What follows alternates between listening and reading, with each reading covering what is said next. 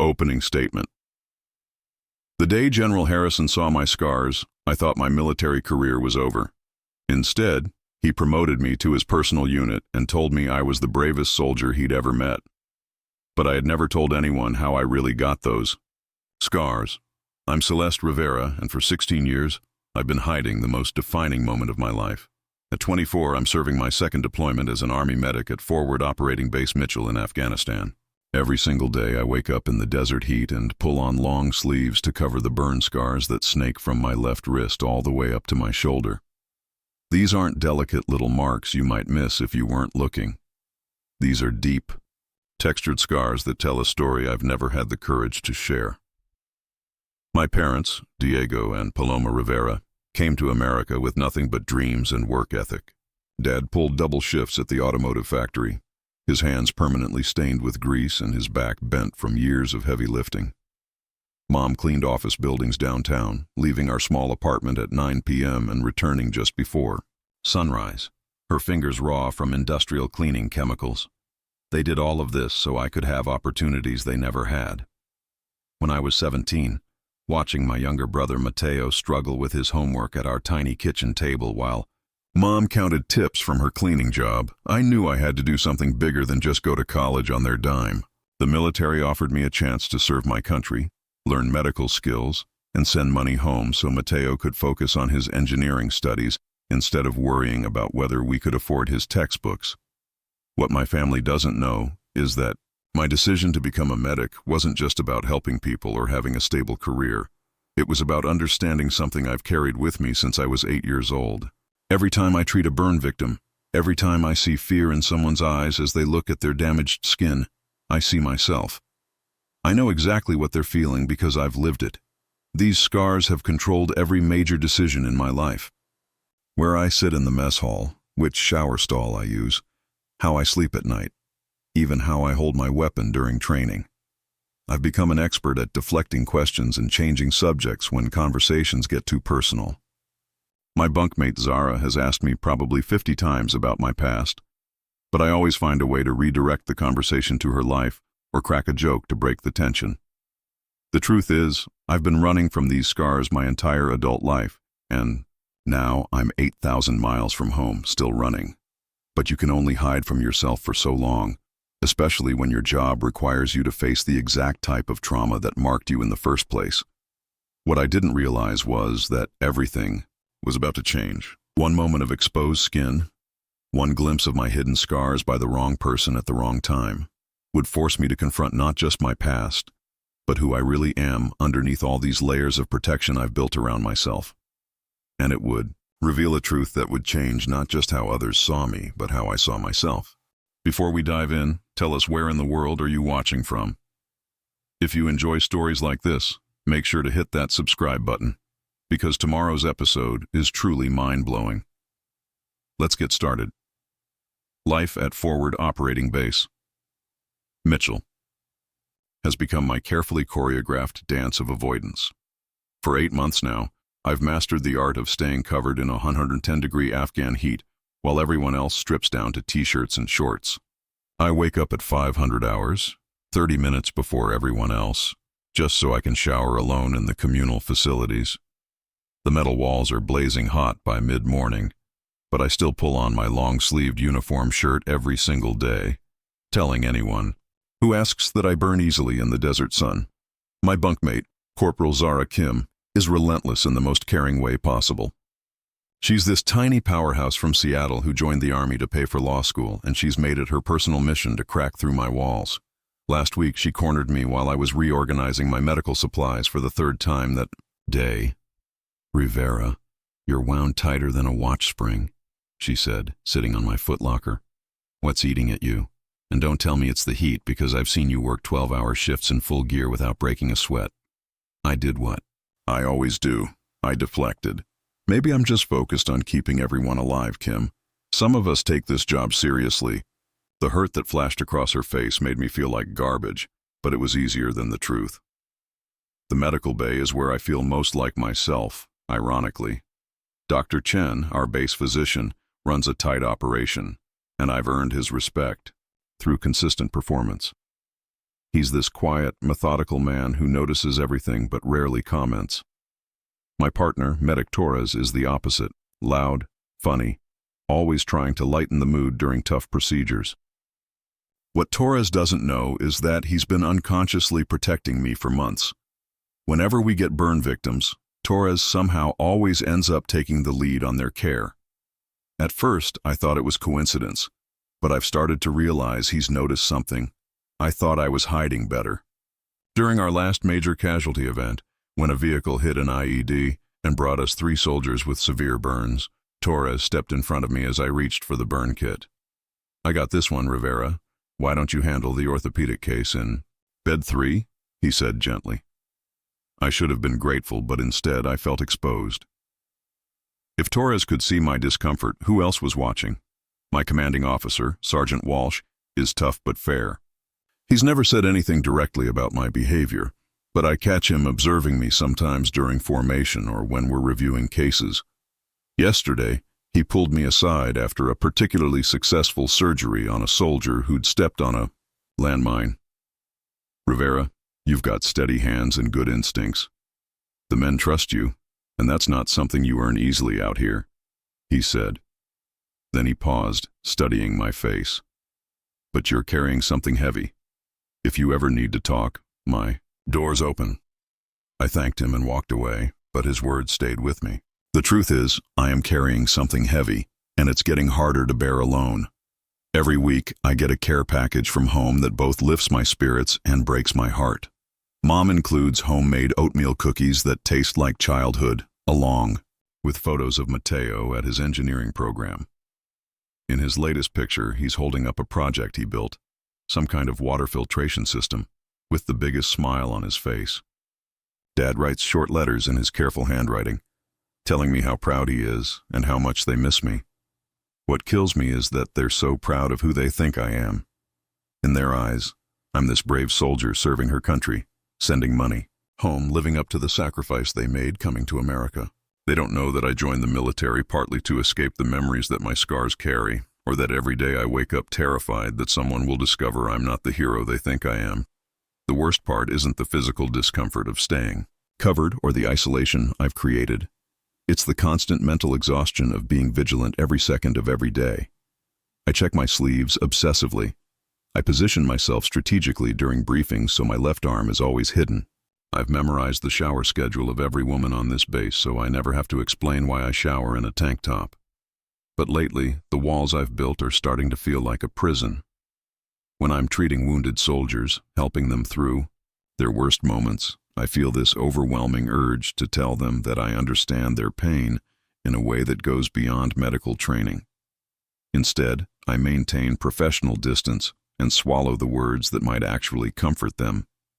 The irony isn't lost on me that I became a medic to help people heal, but I can't even begin to heal myself. The morning of August 15th started like any other, but by noon, our entire base was in chaos.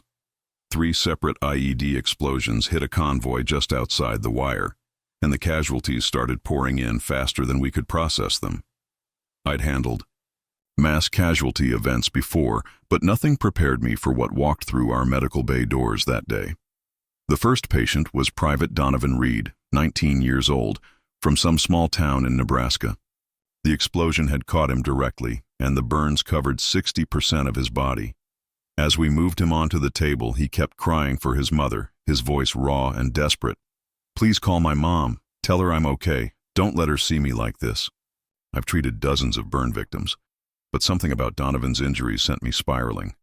The pattern of the burns, the way they wrapped around his arms, the smell of antiseptic mixing with burned flesh, it all transported me back to that night when I was 8 years old, lying in a hospital bed with doctors discussing skin grafts and permanent scarring in hushed voices over my small body. My hands started shaking as I reached for the burn dressings. Torres noticed immediately. "Rivera, you good?" he asked, not looking up from starting an IV line. "Yeah, I'm fine," I lied, but my voice cracked on the words. Dr. Chen glanced at me with concern. "Take a breath, medic. We need steady hands right now." I tried to focus, but every time Donovan cried out, I felt that familiar tightness in my chest, The same panic I'd felt as a child when the bandages came off and I saw my reflection for the first time. I managed to get through treating him, but barely. Over the next 3 days, word started spreading around the base that something was off with me. During our morning briefing, I caught Corporal Williams whispering to another soldier, "Did you see Rivera during that mass cast? She looked like she was going to lose it." Zara confronted me that night in our quarters. She sat on my bunk and looked at me with those direct eyes that made lying impossible. "Celeste, I've watched you perform flawless surgery on guys with their guts hanging out. I've seen you calm down, soldiers having panic attacks. But put a burn victim in front of you, and you fall apart. What's going on?" I wanted to tell her everything right then. The words were right there, desperate to come out after years of being locked away. Instead, I got defensive. "I'm handling it fine, Kim. Maybe you should focus on your own job instead of analyzing mine." She recoiled like I'd slapped her. "Fine, but when you're ready to stop pushing away everyone who gives a damn about you, I'll be here." The breaking point came during the monthly inspection. General Harrison arrived unannounced, as he always does, wanting to review our medical procedures firsthand. He's this imposing figure with silver hair and steel gray eyes who commands respect just by walking into a room. Every soldier on base knows his reputation: 30 years of service, multiple combat deployments, and a no-nonsense approach to everything. We were demonstrating our trauma protocols when one of the older sterilization units malfunctioned, releasing a cloud of chemical solution that sent everyone scrambling. Without thinking, I threw myself between the spill and Private Morrison, who was playing the role of a wounded soldier for the demonstration. The chemicals splashed across my left arm, and the force of my movement tore my uniform sleeve from wrist to elbow. For the first time in my adult life, my scars were completely exposed in front of a room full of people. The silence was deafening. 20 soldiers and medical staff just stared at my arm, taking in the full extent of the burn scars that I'd hidden for so long. The scars aren't just marks. They're deep, textured ridges that tell an unmistakable story of severe trauma. Private Morrison, who I'd just shielded from the chemical spill, looked at my arm and said loud enough for everyone to hear, "Jesus Christ, Rivera. What the hell happened to you? Looks like you got caught in a house fire or something." The room erupted in uncomfortable murmurs. I saw the looks, some pitying, some curious, some disturbed. Dr. Chen immediately stepped forward to check if the chemicals had caused any additional damage, but the real damage was already done. Within hours, the story had spread through the entire base. Soldiers who had respected me as their medic now looked at me differently. Some avoided eye contact, others stared openly. The worst part was overhearing a conversation between 2 sergeants outside the mess hall. "Maybe she's not mentally stable enough to be treating trauma patients. What if she has some kind of breakdown during a critical procedure?" That night, Sergeant Walsh called me to his office. He didn't mention the scars directly, but his concern was obvious. "Rivera, you've been under a lot of stress lately. I think it might be beneficial for you to speak with our counselor, and I'm considering reassigning you to a less intensive position until you get whatever this is sorted out." Sitting in his office, facing the possibility of losing everything I'd worked for, I realized I had reached the end of my rope. I could either continue running from my past and watch my career crumble, or finally face the truth that I'd been hiding for 16 years. That night, I sat on my bunk staring at my hands for 3 hours straight. The same hands that had saved lives, that had steadied IVs and sutured wounds, that had comforted dying soldiers in their final moments. But all anyone could see now were the scars on my arm, and suddenly my competence was being questioned by people who had trusted me with their lives just days before. Zara was giving me space, but I could feel her watching me from across the room. Around midnight, she finally broke the silence. "Celeste, I don't know what happened to you, but I know who you are now. You're the medic who stayed up all night with Sergeant Rodriguez when he had that allergic reaction to the antibiotics.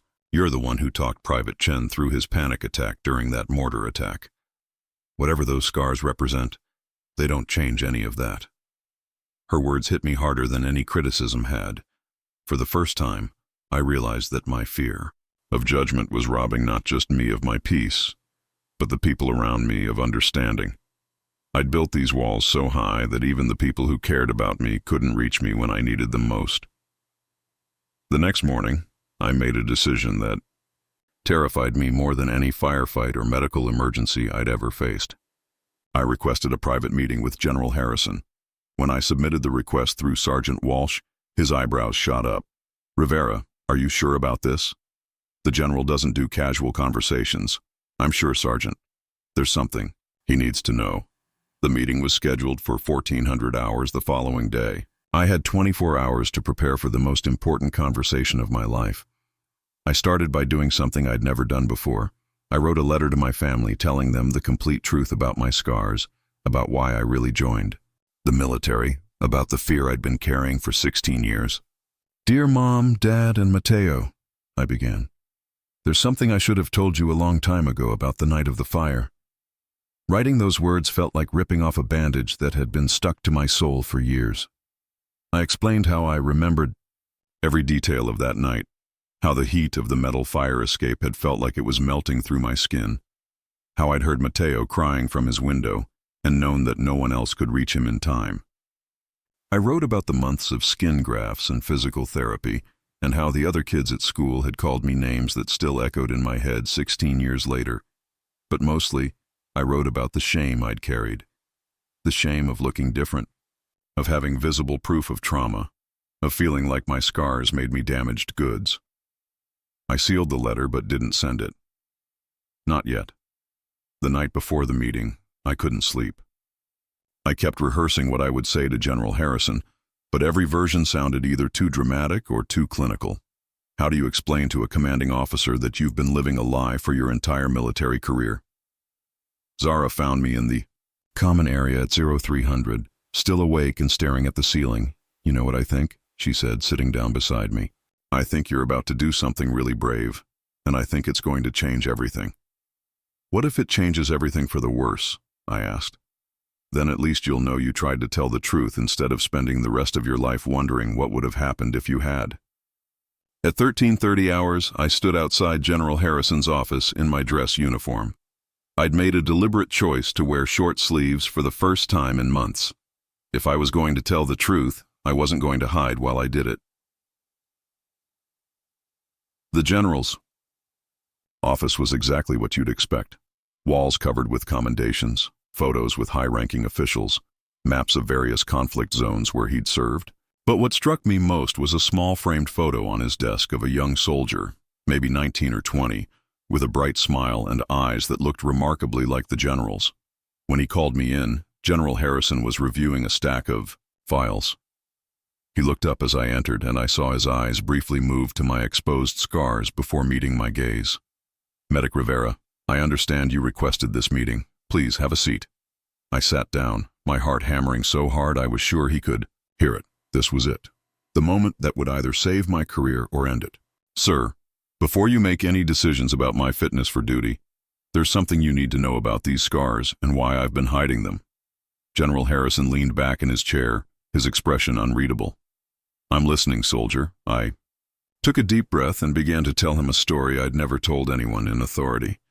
A story that started with an 8-year-old girl and a burning building, and ended with the woman sitting in his office who had spent her entire adult life running from the truth. General Harrison settled back in his chair, his steel gray eyes focused entirely on me. The silence stretched for what felt like an eternity before he spoke. "Medic Rivera, I've been in the Army for 30 years. I've seen soldiers break under pressure.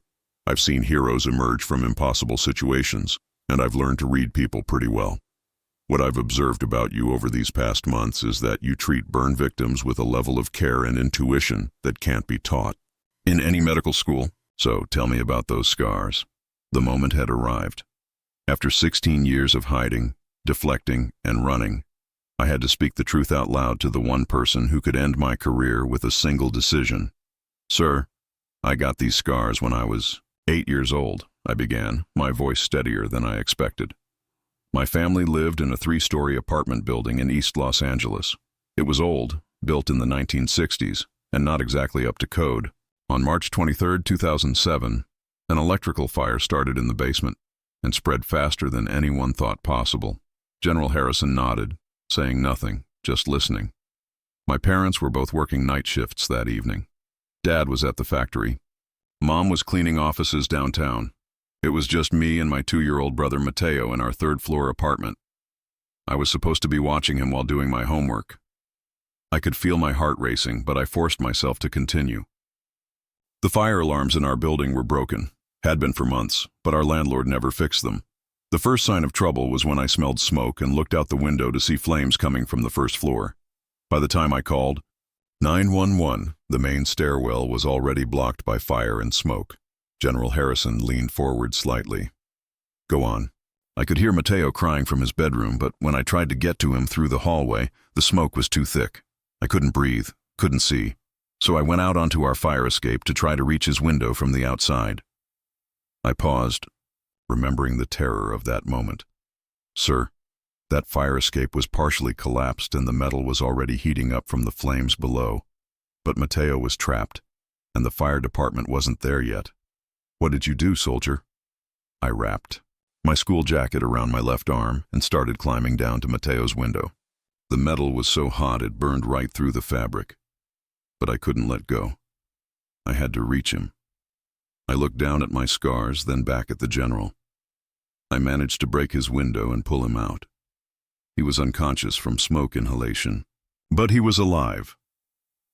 General Harrison stood up slowly and walked to his window, looking out at the base for a long moment before turning back to me. "How did you get him to safety?" "I carried him down 3 flights of that burning fire escape, sir. The metal railings were so hot they melted the skin right off my arm, but I held on because dropping him wasn't an option. When the firefighters arrived, they found us at the bottom. Mateo was breathing, and that's all that mattered to me."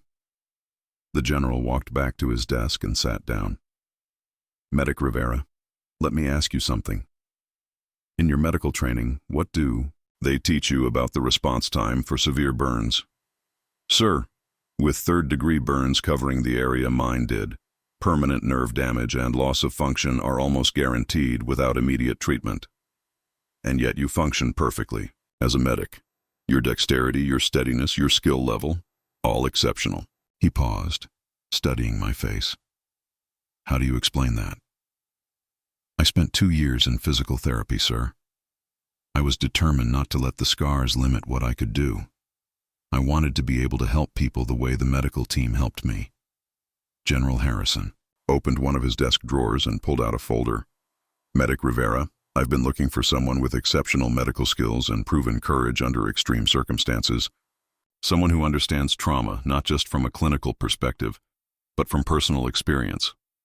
He opened the folder and showed me documents I couldn't quite read from my position.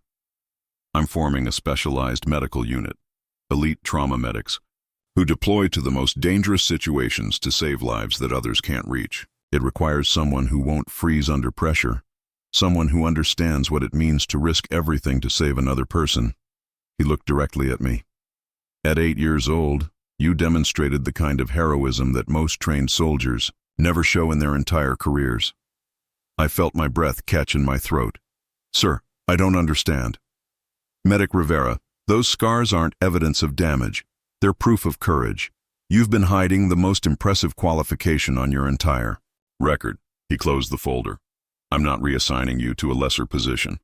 I'm promoting you to lead my new unit, and I'm recommending you for recognition for civilian heroism." The room seemed to spin around me. "Sir, are you saying—" "I'm saying that the day you saved your brother, you proved you were born to be exactly where you are right now." Walking out of General Harrison's office, I felt like I was seeing the world through completely different eyes. The desert sun that had always felt like an enemy, forcing me to cover up and hide, suddenly felt warm and welcoming on my exposed scars. For the first time in 16 years, I wasn't ashamed of who I was. The news of my promotion spread through the base faster than wildfire, but this time, the conversations weren't whispers of doubt or pity. Soldiers were talking about the 8-year-old girl who climbed through fire to save her baby brother. The same scars that had made me a target for mockery in high school were now seen as badges of honor by some of the toughest warriors in the world. Private Morrison was the first person to approach me after the news broke. He found me in the medical bay, organizing supplies for my new unit assignment. The shame on his face was obvious before he even spoke. "Medic Rivera, I owe you an apology that I'll probably never be able to make right," he said, unable to meet my eyes. "What I said about your scars was ignorant and cruel. After hearing what really happened, I realized I was looking at a hero and calling her damaged." I looked at him for a moment, remembering the hurt his words had caused, but also understanding that his reaction came from the same place mine had for so many years. Fear of what we don't understand. "Morrison, we all make assumptions about things we can't explain. The difference is whether we're willing to learn the truth when we get the chance." He nodded gratefully. "I'd like to request transfer to your new medical unit, if you'll have." Me. I want to learn from someone who understands what real courage looks like. Over the next week, 6 other soldiers made similar requests. Word had gotten out about the specialized trauma unit, and apparently, having a leader who had literally walked through fire to save someone made me the kind of commander people wanted to follow. Zara found me that evening, sitting outside our quarters and finally writing the letter home that I'd drafted but never sent. "So, you're telling your family the truth?" she asked, sitting beside me in the sand. "All of it," I replied. "They deserve to know that the daughter they're so proud of has been living a lie, but also that the real story is something they can be even prouder of." "What are you going to tell them?" I read her the last paragraph of my letter. "Mom and Dad, I joined the military because I wanted to honor the sacrifice you made coming to America, but also because I was running from the memory of that night. I thought my scars made me broken. What I understand now is that they made me exactly who I needed to be. Every burn victim I've treated, every life I've saved, every moment of courage I've shown in this uniform, it all started with a 2-year-old boy crying in a window and an 8-year-old girl who decided that love was stronger than fear." 3 days later, I got a call from home. My mother was crying so hard she could barely speak. "Mija, we never told you this, but the doctor said Mateo would have died in 2 more minutes. The smoke inhalation was already shutting down his lungs. You didn't just save your brother that day, you gave our whole family a future." My father took the phone, his voice thick with emotion. "Celeste, your mother and I always wondered why you became a medic. We thought it was just a good job, a way to serve. Now we understand. You were born to save lives." Mateo, now 20 years old and finishing his engineering degree, got on the phone last. "Celeste, I know I was too young to remember that night, but I've always known that everything good in my life started because my big sister was brave enough to come get me. Now, I know just how brave." The most powerful moment came 2 weeks later during a medical evacuation mission. We were treating a young Afghan girl, maybe 6 years old, who had been caught in crossfire and suffered severe burns on her arms. As I carefully cleaned and dressed her wounds, she looked up at my scars with curious eyes. In the little Arabic I'd learned during deployment, I whispered to her, "These will heal, little one. Sometimes our scars become our greatest strength." She touched my arm gently, then smiled for the first time since arriving at our base. Looking back now, I realized that my scars were never the problem. The problem was believing that surviving trauma made me less than whole, when in reality, it made me exactly who the world needed me to be. I spent 16 years hiding the proof of the bravest thing I'd ever done, terrified that people would see me as damaged. What I know now is that our scars don't tell the world what happened to us. They tell the world what we survived, what we overcame, and who we chose to become because of it. My scars didn't make me weak. They made me a warrior who understood that sometimes the most important battles are fought not for glory but for love. Today, I lead a team of elite trauma medics, saving lives in the most dangerous places on Earth. And every single day, I wear short sleeves,